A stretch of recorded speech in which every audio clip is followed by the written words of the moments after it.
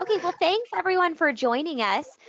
We're really excited to talk about professional development and just ways that we can structure that to make sure your teams are really implementing in ways that are going to drive student growth. So just to go over what we're going to talk about today, let's look at our agenda real quick.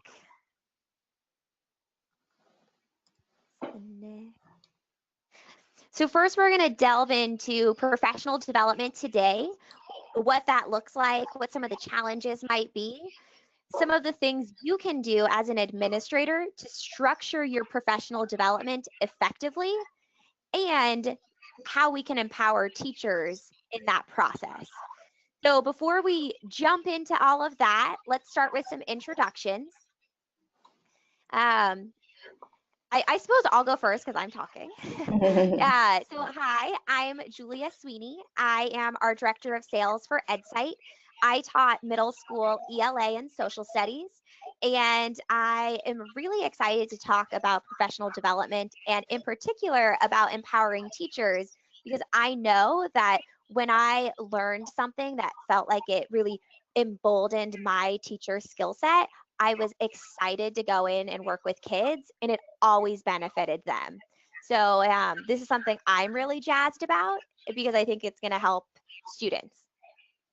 Excellent. And hi, everybody. My name is, Go for it. Yeah, no, please do. I went first. Right. We're both very excited about introducing ourselves. So I'll go first. My name is Brian McIntosh. I am the product manager at Edcite. Prior to working at Edcite, I taught high school math, high school civics, and 1 year of high school computer science. I'm excited to be in a webinar about PD to learn more about it. I've been a student in PD sessions as a teacher, and I've actually delivered quite a few PD sessions for Edcite, and I'm interested to learn more about it. Excellent. Hi, I'm Nicole. I work with our marketing, and I manage many of our Edcite schools accounts. So our districts and schools who use our platform to give common assessments. And I was an English teacher, social studies teacher in middle school in the LA Unified School District. And so I have sat in PDs, I've given PDs at my school, and then I've also led some trainings for Edcite. And would love to have our PD expert, Dan, introduce himself. Welcome, Dan. Thank you for being our guest today. Thanks, Nicole. Thanks, Edcite, for the invitation to join. My name is Dan Leis. I own a company called EOS Education together with my wife, and we focus on PD around education technology, especially around integration in the classroom. So there's no shortage of technology available to teachers, both hardware, software, curriculum, and systems. And so we focus on where the rubber meets the road, and that's in the classroom with the teachers, helping them and their students use technology to either work more effectively or increase engagement, because those two things together have the biggest impact on student outcomes. And I think that's what we as educators and part of that ecosystem are all working to do. So I'm happy to be on, happy to talk about PD, and happy to take some questions and share some expertise. Awesome. Yeah, well, thanks for being here. We're really excited, not just to be partnering with EOS to make sure teachers get really excellent professional development, but to make sure we can help our teachers and admins build it themselves. Okay, so professional development, there's so much to cover today. We've got time, we've got resources. Let's start by talking a little bit about what this looks like today. Dan, I'd love to have you kind of weigh in on what you see from teams and schools about the status quo for PD. So how we got into professional development was working with teachers selling in school districts as they implemented big hardware solutions. So smart boards or other interactive whiteboards or Chromebooks or iPads or laptops or a new student information system or Microsoft or Google. And so as we were working with these new implementations, focused usually on one product, the discussions with teachers kept going in the direction of, hey, I'm not really only interested in how to use Office 365 in my classroom or with my students, but I'm not really sure how to do it with laptops or how to troubleshoot Chromebooks when they don't connect to the internet. I've got some new digital curriculum, and we also have a new student information system. My kids are more tech savvy, and so I have all these pieces that I need to try to put together, and I can't find a single source to help me do that. So my school has set up for me training for Microsoft. They've set up training on iPads. They've set up training on PowerSchool. But each of these happen in a best case in sequential months. But what I really need is not just how do I push the buttons, but how do I change the way I create digital lessons? How do I engage students in a different way now that they can collaborate with each other? And those are not really product solutions, or product trainings. They're more like PD strategies and PD implementation programs. And so that's where the majority of our work focuses, is on this teacher-centric set of needs rather than product-based competencies. And so that was a big mental shift for us and also for our clients. But in actual fact, that's what a teacher needs. And so we need to use the limited amount of PD time a teacher has to kind of hit them where they live, which is in the classroom, putting together tools. And that's turned out to be much better than just kind of the sit and get, how do I calibrate my board? How do I share a notebook in OneNote? How do I get students working on a document together? Yeah, those might be all constituent parts of a program, but they all need to work together. Yeah, well, and I'd say that not only is it less effective to do it in that piecemeal kind of way of all separate trainings or separate rollouts, but I'd say you just wouldn't have the sheer time to cover every aspect of what you should be leveraging in the classroom in the short amount of time that there is. So there's definitely no shortage of challenges. So I think that actually prompts us to think about what can we do. And so I don't want us to spend too much time in the woes and challenges of PD today. Let's jump into what can administrators do? How can we structure things in order to make sure they can do just what you're saying, Dan, where you're bringing it all together and not just doing product centric, but just entire programs of what you're using in the classroom. And so, one of the first things that comes to mind is, how can we make sure that our professional development throughout the year is reflecting all of the priorities and all of the pieces that needs to be implemented in the classroom? Mm-hmm. Well, I have some thoughts on this as both a teacher and someone who's delivered some PD to other teachers as well. I think a lot of education research shows that having a vision is very important for where you want to go, whether you're a school or a district leader. And teachers will be able to follow that vision if you can articulate it clearly and make it something that they want to get behind as well. It's also important, though, that it's not just that leader's vision, but that leader is also asking staff for what are their priorities to get that input. Once you've established what those priorities are, whether from your vision or from your staff's interest, you can then backwards plan, just like good PD is good teaching. So you want to backwards plan with your goals at the end of the year and start to backfill that schedule to make sure that you're moving towards those goals. Yeah, and so, yeah, go ahead, Dan, please. No, I was going to say that's fantastic because, when a new technology is going to be implemented, or as Brian, you were saying, a new strategy from administration about how they can improve outcomes using and technology as a great assistive tool for that.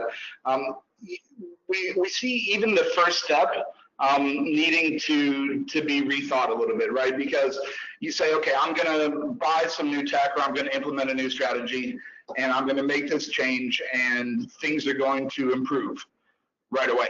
That's or else I wouldn't be making the change. But in actual fact, there's a concept called the J curve, which is if you have, let's say, productivity on the y-axis and time on the x-axis, they expect that you make a change and all of a sudden improvement happens. But in actual fact, when you make a change and productivity dips, and because there's some new skills that need to be learned, or new tools that need to be adopted, or new practices that need to be taught and internalized, right? And so the job of PD at the very beginning is to kind of set the expectation that it's going to get worse before it gets better, but what all these steps that we're going to take are going to minimize the amount of time that it's kind of below the line, and accelerate the time that it takes to get above the line. And so if an administrator is expecting a teacher to make a change and show better grades the next day, I mean, that's setting them up for failure. So it's starting with the expectation that, hey, it's going to be hard for a little while, but we're going to do everything we can as quickly as we can to get you back to even and going forward. And so letting everybody kind of take a deep breath at the beginning goes a long way. Yeah, that point about the J curve is a really good one, and the priorities are like the light at the end of the tunnel, right? If things are going to be tough at the very start and we have to make a change, coming back to those priorities and being grounded in those is going to keep teachers motivated through that time. Yeah. The size and time and mode of delivery, for me, these 2 points actually work together, because as you said, there's a lot of potential PD opportunities, but there isn't a lot of time to consume them. And in most cases, if you have a limited amount of face time, because it's extremely expensive, we need to look. People don't want to spend that face time learning the basics, right? They want to spend that face time figuring out, now that they know how to do what to do, they want to figure out how to do it in the most efficient way. So if you're familiar with the idea of a flipped classroom, right, where the teacher would prepare a video or prepare some materials for the student to learn before class, and so their time in class is really spent on clarifying what they don't know, or going deeper into more advanced concepts. We try to apply the same strategy to make it like flipped PD, that we do as much as we can before a session to kind of get the basics into the hands of teachers and get them familiar with what we're going to be talking about and what the tools can do. And so when we start a face-to-face session, it's not starting from ground zero, it's starting with more of a running start, and it makes that time more efficient when we are face-to-face. In the same way with follow-up materials after a session. So it's really respecting the time of the teacher and how much, where that an hour of PD or 3 hours of PD or a day of PD can fit into their overall schedule. Man, I wish I had this webinar before I delivered some of my earlier PDs. Yeah. Well, we sat through so much PD that's been really frustrating of, hey, I just would have done this. If I would have spent an hour on my own time, I would have had an hour of face-to-face time with the coach that really knows what they're doing to ask them all these questions, instead of expecting an expert to teach me the basics face-to-face. So it was all kind of out of teacher needs.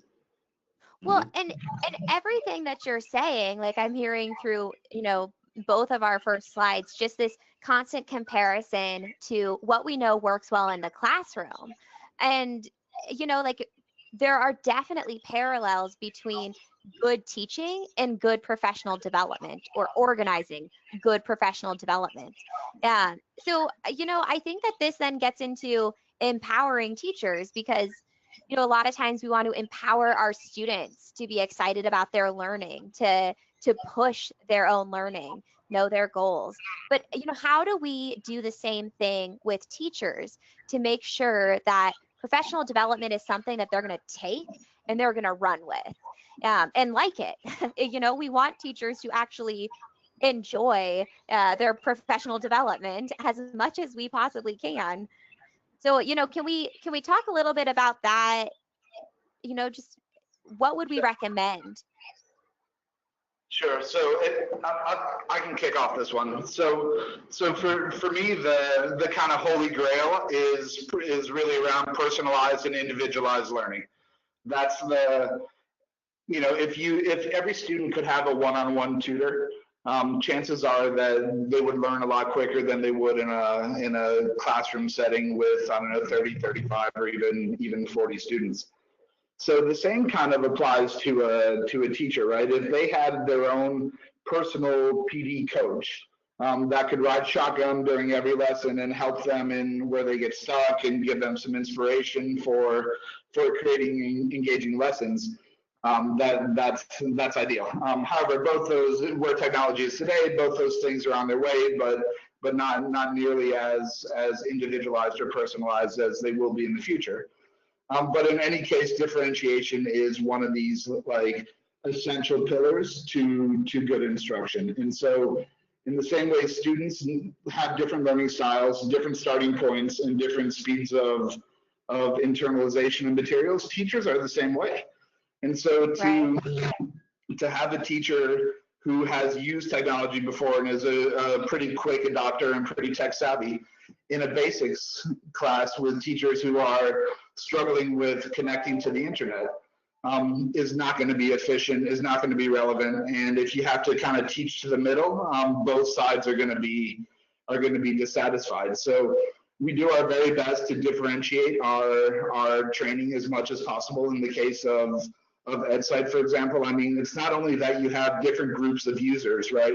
You may have teachers that their main job will be to distribute common formatives out to their students, all the way to creating new assessments with technology enhanced questions, to administrators that need to spend more time looking at the data. Well, even within these segments, there's still different levels of ability. And so we pay a lot of attention to where a teacher starts and get them kind of over the first hump from wherever they're starting, because that creates momentum and positive flow, and it makes it easier to teach beyond that. So differentiation is the only way to go. Well, and like that then should be taken into account when thinking of your modes of delivery, the size and length of your sessions, because if you've got like two teachers that are going to fly through something, and maybe some teachers that need a bit more support through the technology, you're not necessarily going to structure their success in the exact same way. So I think you're spot on by talking about just knowing what your team needs and differentiating. Well, and setting some clear points within your training session to kind of break up the monotony of a sage on the stage or a stand and deliver approach. But we have something called activity cards. So it's we're going through some training, and let's say it's on Google Drive, then there's some activities that a teacher gets to do during the training session on their own or with a partner, or sometimes even as part of a bigger group, but they're doing it hands-on themselves at their pace. And that really helps make these sessions more relevant and gives teachers something to walk out of the training with, something they can implement immediately in their classroom. And that's gone a long way, because you can only go so deep in the theory and spend so much time on how do you click where with what features and functions before you say, hey, this is what I need to do, and here's my A, B, C, D, E steps to do that. Yeah, and so then, not just knowing your team, but like as they're moving forward, what are ways that you can really incentivize development or reward that growth? Yeah, well, I've seen some really cool examples of this, and I think it's especially important when you think about the concept that Dan was alluding to earlier with the J curve, right? If people are initially going to have this slight dip in maybe things are a little more difficult, change is hard. It's good to be really positive and be rewarding that attempt. Be excited about them trying it, right? One of our customers in Ohio, they, as a school district, they actually use one of our activity reports so that they can see what teachers are signing in, what teachers are sending assignments, and how much content is being used by these teachers. And they actually started to do a badging system where they were going around and they were actually printing out physical badges, which are little paper things, which you might think, oh, that's not that meaningful, but teachers were competing for these, right? And it's good to acknowledge when people take those steps and make a positive change. So it's just like, I think of it like in my high school classroom, I was surprised by behavioral narration being such an effective classroom management strategy, saying the positive things that kids are doing, and other kids end up starting to do more of those because they see attention getting paid for that. I think with teachers, it's really important to acknowledge those steps that they're taking to try a new system or do something a little bit different, and be explicit about rewarding that in a way that it doesn't have to be new iPads for people that use this technology, but it's important to have the acknowledgement and give them that recognition for even trying it, and that encourages this positive feedback loop with the new, whether it's technology or new instructional strategy or new curriculum. It starts to build on itself a little bit. Yeah, well, and it's like we should be instilling in our teachers real growth mindsets. We talk a lot about it with kids, but like I think everything you're saying, Brian, about reward people for taking those steps, and behavior narration, all of these things work because we all think like, okay, I can do that too. I believe I can grow, or I believe I can get this recognition or do this correctly. And I think that's really exciting. I spend a lot of time working with Irish teachers, because we've got like some really cool initiatives over in Ireland. And one thing that, the Irish primary schools do is they also reward the time that teachers take to get development on their own. And so if teachers spend their summer taking courses and doing their own professional development, they can accrue what they call course days for the school year, which is essentially a paid day off, as an incentive for professional development and pushing teachers to continue to grow their own learning. So definitely rewarding growth. It makes a huge difference. I think about it also in the context of teacher motivation, because we have and I'm sure you guys have seen too, that different teachers react to technology in different ways, right? And teachers react to change in different ways. And so if you're not willing as an administrator to go down this accountability route of every teacher needs to know these things, and here's some that's a condition for employment, or that's a condition for a pay raise, or something like that, which I don't think a lot of administrators want to take that sort of heavy-handed autocratic approach. How do you help teachers find their own motivation, right? So Daniel Pink had that book a couple years ago, Drive, which said, hey, it's not money. That's not the number one motivator. That's like number 4 or 5. Number 1 is actually recognition. And so badging program is fantastic. We've taken that up another level and have what amounts to a big plaque, 1 foot by 1 foot plaque that a teacher gets when they earn a badge. And to earn it, and they put their individual badge stickers on this plaque, and they show it. It's displayed usually in the front of the classroom, and But on top of that, Nice. their name is announced at the board meeting. Their name is announced at a staff meeting. Sometimes they have their classrooms decorated. Their students are part of a process. We have something called a Technology Master Badge, and so when a teacher earns, I don't know, so many badges, plus does some artifacts, plus makes a video, plus takes a really active role in sharing her best practices with her colleagues or his colleagues, they can earn a Technology Master Badge, and their class gets a pizza party. And so all of a sudden, the students are cheering for the teacher.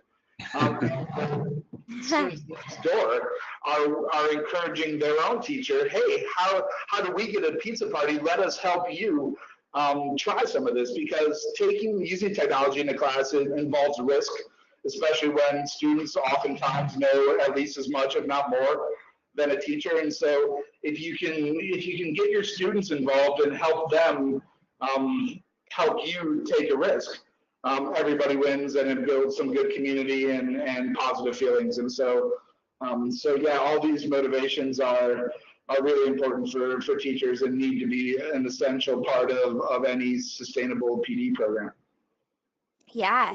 Well, and so then it's like we get them excited, ready to drive their growth.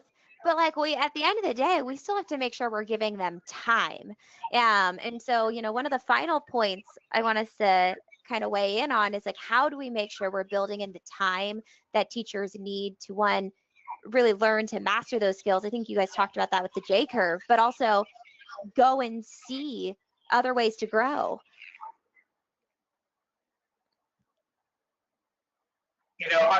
For me, the essential part of this time element is things take a lot of time when you do them by yourself. And they also take a lot of time when, in aggregate, when everybody is doing something by themselves. But and I think maybe the nature of teaching is teachers have kind of been in kind of the lone adult in a classroom of kids, and they're given a lot of autonomy to make their classroom their own and their students are theirs. But changing the mindset from, hey, this is my job, to these are my students, to these are our students. And so we need to look at, we're teaching roughly the same stuff to the same kids, so let's start using common assessments and looking at data together, seeing what works and what doesn't, and whichever teacher has been successful at delivering a lesson, let's help use that to differentiate when we go back and reteach or do some interventions. And so just the idea of collaboration between teachers, especially in PLCs, creates a lot of time for individuals, because the group is doing some of the work and sharing it with the others. And that's something that I think all school leaders need to focus on more, is making use of existing resources, encouraging teachers to share, giving them a platform from which to share.